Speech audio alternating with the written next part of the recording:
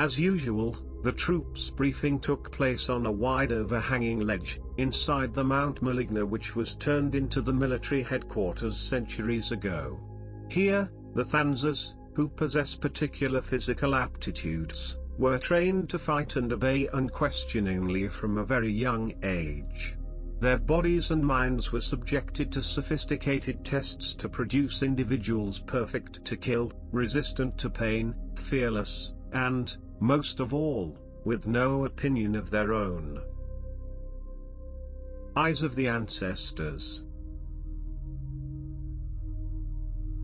Young individuals, right after earring, were taken away and incorporated into training groups, and then assigned to formations compatible with their abilities and achievements.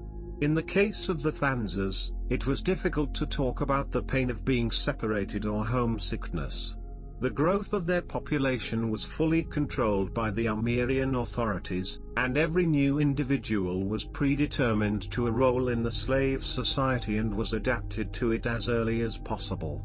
Officially, of course, their civilization gained its independence after signing the convention abolishing the stigma of slavery. The Thiev clan was then formed, uniting all the slave colonies. Its leader, Pablo Escash, and his right-hand man, Lupe Impose, participated in the clan's council.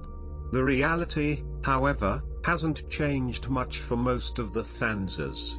It couldn't. The freedom of the individuals generates high losses and is usually quite troublesome to the authorities. This is, more or less, how much Alice Mung, who recently got promoted to be an Armenian general, knew about this. He arrived at Thiev to take over as supervisory inspector. His whirlwind career, which involved entrusting him with such a responsible task, was his source of great pride. Pride so blinding that he didn't even notice that he had just gotten himself into the worst labor one can imagine. He was about to find out. For now, after accommodating and resting for a while, he headed to the briefing of the first elite team of Thiev, whose leader was the famous Munger, a decorated, battle-hardened warrior, known for his brutality and love for shortening people by cutting at least their head off. What's more, he was the owner of one of the weapons that were mythical for the Thanzas. It even had its own name, which was rare. Lichuhawkam, because that's what this sword was called, was supposedly forged from an unusual alloy of metal sourced from the very heart of Mount Maligna. Instead of a traditional blade, it had plates of black carbonado diamond embedded in it. Even though the corridors the general was crossing now were quite spacious, this journey was not the most pleasant one. Faint, subdued light painted bizarre shapes on the stone walls, and the next turns were only visible a few meters before reaching them. All this caused a feeling of uncertainty and unpleasant anxiety. At last, the guide Alice was following, stopped in front of a massive gate. A light bar placed right above it allowed Mungus to take a closer look at it.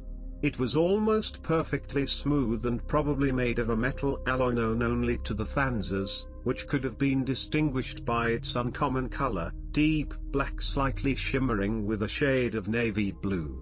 Despite the impression of enormous weight, the gate opened easily after turning a wheel and lowering a small lever. It was accompanied by the sound of turning gears and moving pins. Going to the other side caused quite a shock for someone who was not used to the distinctive Thanzas architecture. The narrow corridor led to a ledge. Behind it a huge space full of bizarre towers stretched out, their bases and tops disappeared out of sight. Towering buildings were connected by countless bridges.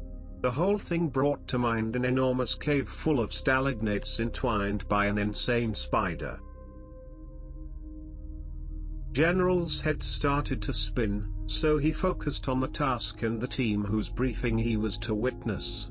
The warriors stood in a line, but given the differences in their height and postures, deformed in numerous ways, it was hard to tell if the line was even and if that was so much as possible. They stood with their backs turned to the cliff. According to the legends, the commander could send a soldier straight to the abyss behind them for the slightest disobedience. Alice was not entirely sure this is just a made-up story, though he thought it was extremely uneconomical to do so. Every rebel can be broken in thousands of ways, and still be used later, maybe even more than before. Munger Spivey, the team's commander, greeted the inspector briefly and without further ado moved on to his subordinate's briefing. He was the only one with his head uncovered, thanks to which Munger could take a closer look at his face, and deep in his heart he was happy he didn't have to watch the others. He loathed those creatures that, generally having humanoid shapes, were particularly ugly. The rest of the soldiers were armed from head to toe in heavy black armor. Even their eyes were covered with a dark crystal, through which nothing could have been seen from the outside, except for one's own reflection. They looked like fighting machines, and their behavior and accuracy in carrying out the commands only added to this impression. Each commander's order was carried out immediately, mechanically and precisely, which seemed terrifyingly unnatural given their huge warriors' postures and the often bizarre shapes of their bodies. However, General Alice Munger was a man of pride, entirely convinced about his race's primacy, and certainly the superiority over the Thiev clan. He didn't notice the threat in time, he could only see the soldiers' unquestioned obedience, and this pleased him. Everything he knew about the Thanzas, he could now see with his own eyes.